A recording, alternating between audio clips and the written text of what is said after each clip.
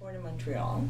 Of course, that's due to the internment of the Japanese Canadians during the World War II.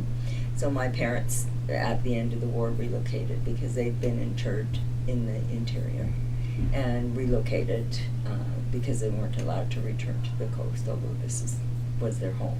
My dad was actually from this area, and so they opted to move to Montreal, which is why I was born there.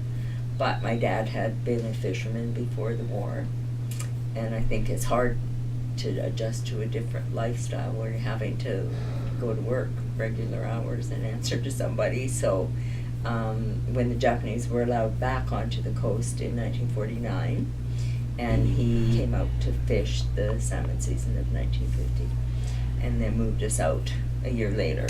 So I was only a year old when I moved to Sunnyside, so certainly I don't really have any memories from that period. My first memories would have been probably a couple of years later. The highway ended at Port Edward at that time, and the closest school was in Port Edward, so you couldn't get there. Was out of the question to sort of go to school daily.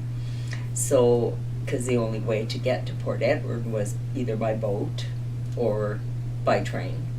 So when I started grade 1, I went and lived with my aunt in Port Edward, and went to school 1 year there, and then